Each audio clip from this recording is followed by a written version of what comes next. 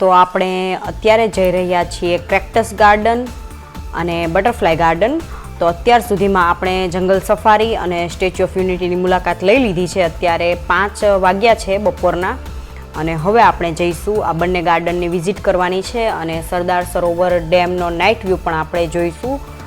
તો આ બટરફ્લાય ગાર્ડનને એ બધું સ્ટેચ્યુ ઓફ યુનિટીની સામેની સાઈડ આવે છે.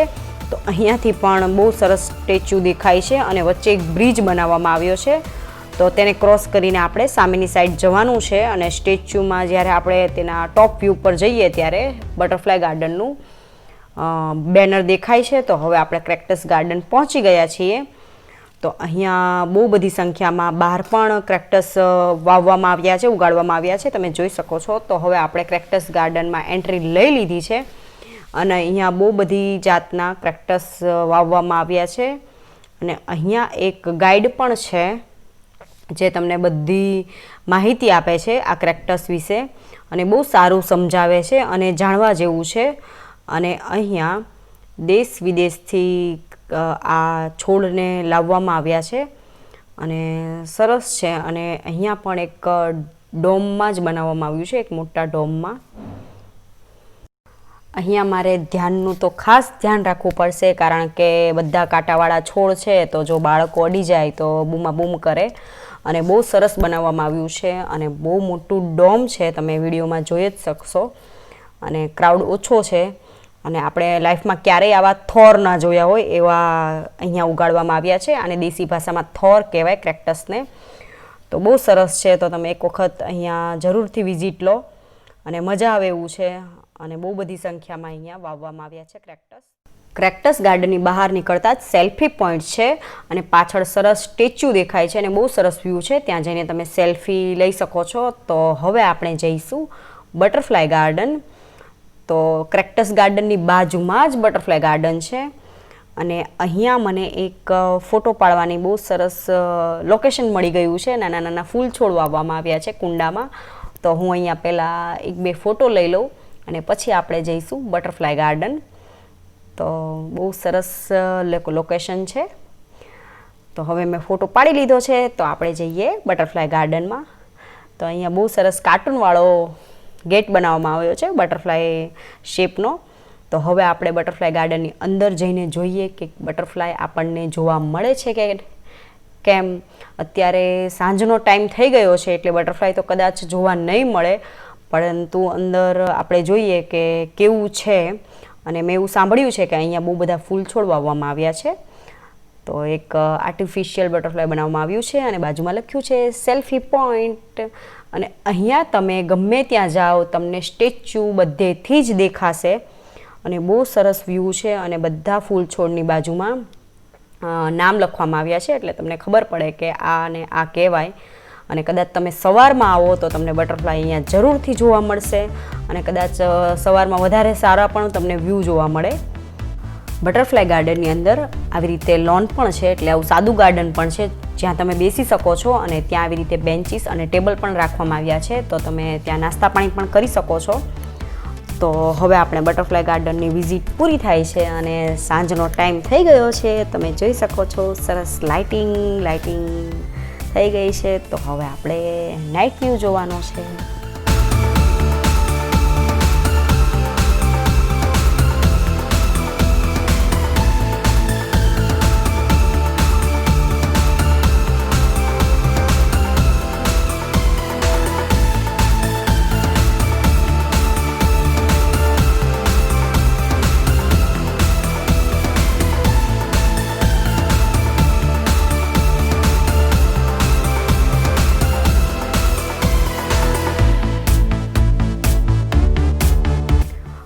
કેક્ટસ ગાર્ડનની પેલી સાઈડ પણ એક ગાર્ડન બનાવવામાં આવ્યું છે જ્યાંથી સરદાર સરોવર ડેમ બહુ નજીકથી દેખાય છે. તો ચાલો હું તમને એ ગાર્ડનમાં લઈ જાઉં.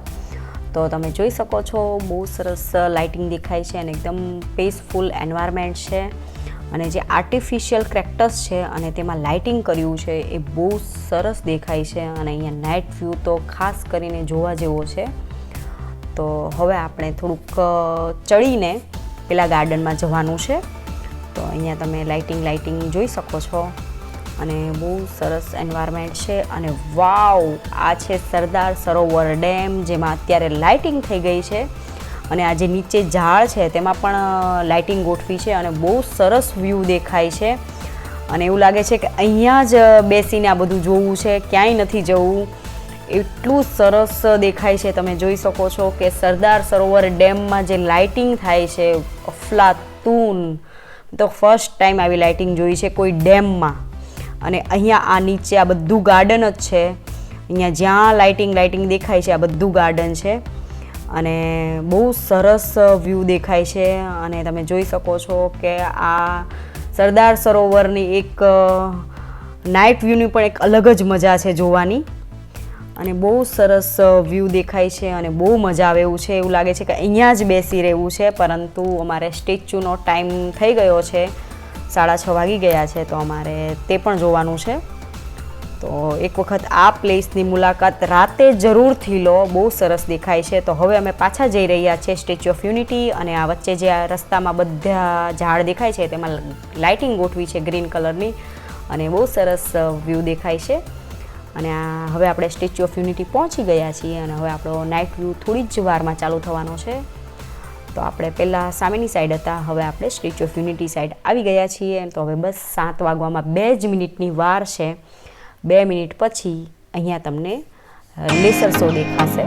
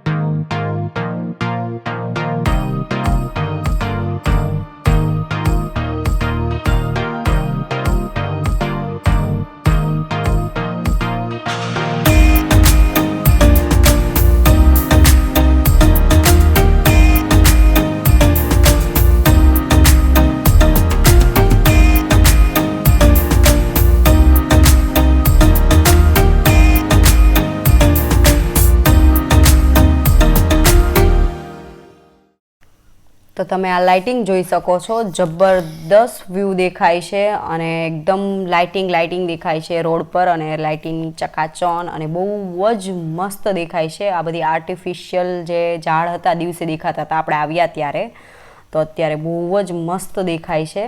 અને તમે પણ એક વખત આ નાઇટ વ્યૂ જોવા માટે જરૂરથી રાતે રોકાજો, બહુ સરસ દેખાય છે. તો હવે અમારી અહીંયા 1 ડે ટૂર પૂરી થાય છે અને હવે અમે ઘરે જઈ રહ્યા છીએ.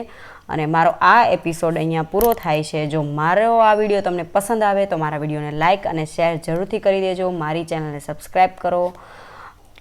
મારો નેક્સ્ટ એપિસોડ પણ જોવાનું ચૂકશો નહીં, જેમાં હું તમને સ્ટેચ્યુ ઓફ યુનિટીની ઓનલાઈન ટિકિટ્સ કેવી રીતે બુક કરાવી એ હું તમને બતાવીશ. તો મારો નેક્સ્ટ એપિસોડ પણ જરૂરથી વોચ કરજો. Bye bye.